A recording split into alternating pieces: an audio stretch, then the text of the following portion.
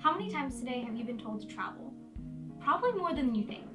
For me at least, I go through Facebook and I see ads for travel. I go on my Instagram and I see everyone's posts from where they've recently traveled.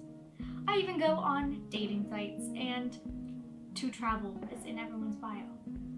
For me, it's a little different because I do follow a lot of things that have to do with travel, but I really don't think you can go throughout your day without seeing something that tells you that you need to get out of where you are right now and take a plane, train, bus, whatever, to somewhere else. Even our news sources are trying to convince us to travel.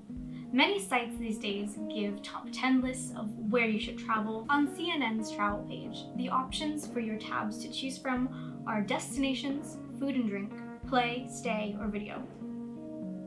I thought this was a news source, and on the New York Times page, all you can see for the tabs and your options are 36 hours, the getaway, frugal traveler, and 52 places to go. That doesn't seem like there's a lot of journalism about travel and the travel industry. The failure of sites like the New York Times and CNN to report on things other than the enjoyment of travel and actual news on travel is really upsetting. This actually stems from the history of travel. Journalists were given free trips in order to do reviews and talk about places, but when you're given something free, you're not going to talk bad about something. That's why a lot of the guidebooks you see or the websites don't really talk about the negatives of travel, or you're not going to find a negative review on places other than people who write online, but even that, it's sketchy. But hey, if sites aren't reporting anything bad about travel, then maybe it's all good. Maybe it is sunshines and rainbows and hikes and supporting local economies. We already know this by now, it's no. I'm digressing a little bit. I'll be tackling the authenticity of travel in another video, but for now, let's go back in time. Time travel, you'd say.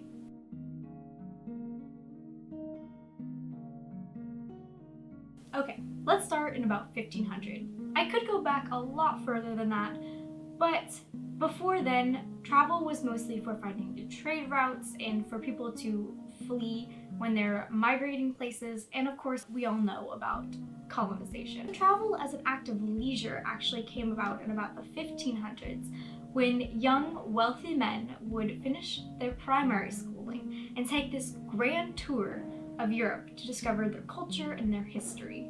The European grand tour that young men would take is a lot like the gap year or the backpacking through Europe trip that a lot of people aspire to take today. The men would take anywhere from a couple months to a couple years to travel these great cities known for European culture, such as Paris, Rome, Barcelona. While this trip was supposed to enrich their cultural intelligence, a lot of accounts say that they kind of just partied and goofed their way through the European continent. They would also just really hate on France. I'll read you a quote from an old travel journal of Benjamin Robert Hayden, diary from June 1814. Paris is a filthy hole. Let's take a tiny little pause from our history lesson to talk about the two terms travel versus tourism.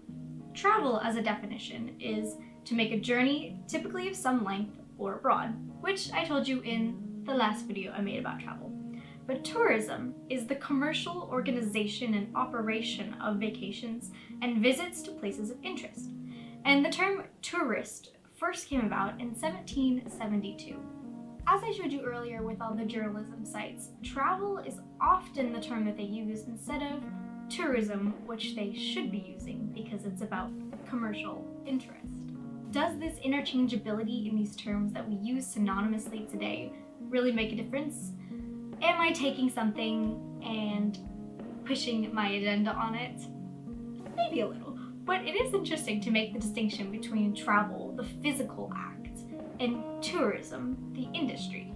Anyway, back to our history lesson. So from here we kind of have the basis of how tourism started. But in 1814, there was actually another breakthrough with a man called Thomas Cook, who basically created the first tour ever to exist. Thomas took 571 people from one city in England to another, and I will refrain from saying the cities because I do not know how to pronounce them. He basically supplied meals, travel, and music and made a profit off it. So in reality, Thomas Cook was the first tour guide. From there, we get a move of transportation modes and the explosion of accessibility to travel. We get trains, buses, planes, cars, you name it. Transportation just exploded, which allowed so many more people the mobility to get out of their towns. But this kind of grind to a halt just a little bit during the war periods in the 1900s.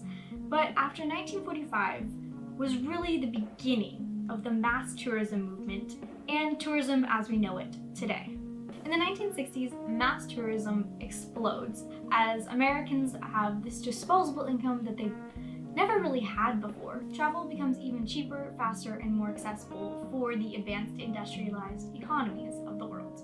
In 1975, the UNWTO was founded, which is the first organization to really address tourism as an industry. And with the fall of communism in the 1990s, more doors opened up for people to travel to countries that they would never even thought of, like Russia and China. And of course, the last major development was the interweb. The internet allowed people to book their own travels and not go through a tour agency. Today, there's so many types of tourism and so many facets of the industry that it would take me years to actually go through all of it. And obviously, I'm one person and I'm by no means an expert. But here's a list that Wikipedia gives you of all the types of niche tourism. And if there's anything on this list that kind of pops out at you that you really want me to learn more about, to tell you about, let me know in those comments down below. There's a little brief history of the travel and tourism industry, and I encourage you to learn more about it if you're interested. I think that this video is important to set a baseline so we're all on common terms for the videos that I will be having soon about sustainability and all that kind of stuff, because if you don't know the history of an industry or of a topic, then it's kind of hard to grasp where it was once and where it is today. If you'd like to know more about this, I have a document of sources that I used in this video, and of course I'm going to plug it probably for every video that I make in this series, but Overbooked by Elizabeth Becker. Great book. I really enjoyed it. It was very eye-opening, and I can't wait to talk more about what I learned, and hopefully you guys will learn something too. If there's specific topics that you want me to talk about in these videos, again, leave those in the comments below, and I'll try to cover what I think is relevant to this travel thing. And one last note to kind of end on, I travel a lot. It is something that I love, and that's why I'm taking the time to really learn about this industry and really question the things that we take for granted about travel and all of that jazz. So at times it may seem I'm a little hypocritical with what I'm saying or exposing things that I've definitely done. But I think that that's the part of learning that's really important and what I really want this channel to be about. I don't think our past actions have to define exactly everything that happens in our lives, and we can believe one thing at one point and change our minds.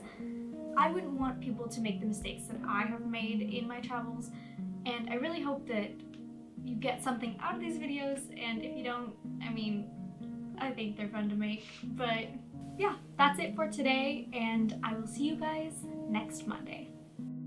We use synonymously that we basically use synonymous